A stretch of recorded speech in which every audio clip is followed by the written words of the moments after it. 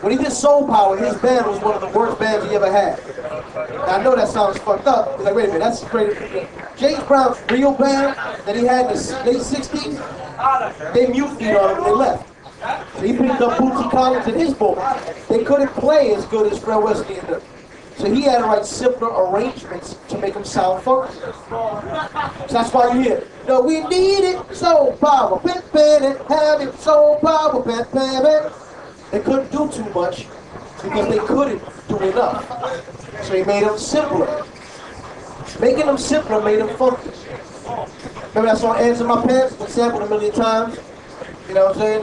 He sampled it for Don't Believe the Hype.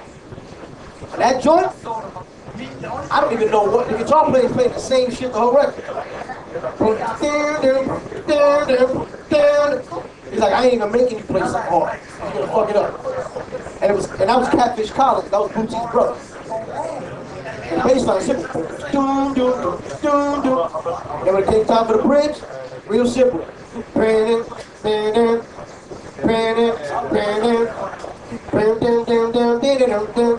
How simple is that? But in general, that's what people like, simple. Yeah, but you know what? They didn't know they liked that because James made it like that.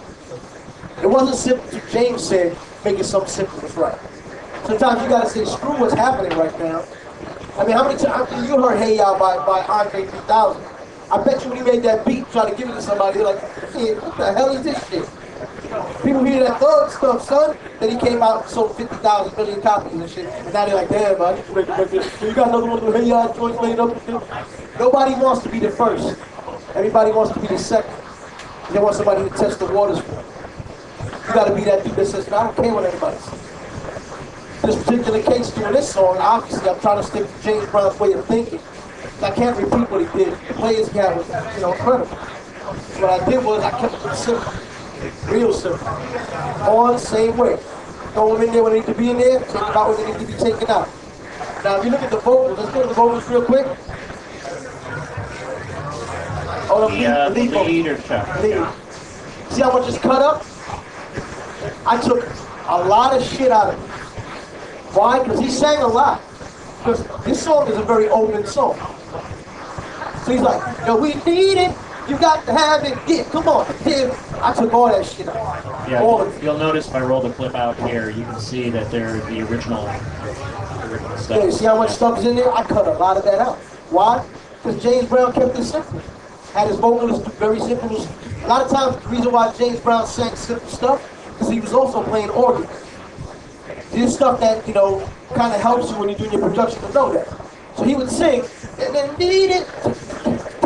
You got to have it. You know what I'm saying? He did that on a lot of songs. Funky Drum was a big example of that. Get my shirt, get the thing in it, follow work in it, put the thing in it. He's playing. So if he's playing, he ain't trying to sing and play. Juice, you're bringing up an important point here, and your role as the producer is to make those decisions about when things should occur and when they shouldn't occur. Right. But the nice thing about Sonar is you can just let your MC or your singer or your sax player or your guitar player just wail, just go, just flow, and then you can go back later and make decisions about what you want and what you don't want. But it's all non-destructive. So all that original data is still there. Right. You can go back to it. So. I mean, I even have extra shit down there called unused, but I keep it in the session. I don't erase it. Why? I got extra Kyle vocals, he's a singer. I got extra Chuck, take 1 and take 2. There was actually about 1 million Chuck takes. I pulled out the worst ones. I kept like 3 of them, just in case. You know what I'm saying? And I keep a lot of this stuff around. And I also mic Kyle 4 mics. I mic them with a Rode mic, 2 mic. I rock them with a cheap-ass Samson mic. I rocked them with an SM57. I threw a whole bunch of mics on there, all in different areas, just to get different sounds. You never know which one's going to sound the best. Instead of sitting there going, no, let's try this mic, I say, you know what, I'll just throw all the mics up just sing. I'll figure out which one sounds best later. As long as all of them sounded decent when I got it up. because I don't know what vibe I want. And that's one of the nice things about Sonar. When we were talking about unlimited tracks, Yeah, you can throw as many tracks as you want up there. throw in as many tracks as you want, even the ones that you don't need, but you still have them in the project so you can go back to it. Yeah, no bouncing down like some other programs, because, you know, I gotta, damn, I'm approaching the limit, son. I gotta lower, man, shit. Why Crazy. compromise? I'm gonna tell you, I scratched a lot of my records, and I do about 8,000 scratch tracks. For real. I'm scratching, I'm like, you know what, this sounds dope. And I'll do stuff, and I want it to be panned and shit. I don't want to mix that down, you know, just to make space for another track. You freeze your tracks to give a computer a break or not really? I don't freeze tracks, because these aren't programmed tracks. These are live, recorded, live musicians. No freezing involved. And you know what? It don't matter, because it doesn't use a lot of overhead, one. Two, it's very efficient program, all right? That being said, two, I know, as a producer, me, I kind of know what I want to do going in, so I don't have those kind of problems afterwards saying, damn, you know, what the hell was I trying to do? Or, you know, maybe I should freeze this to do this. I kind of know what I want, you know, and that helps, you know, a lot. Especially when you got guys from everywhere.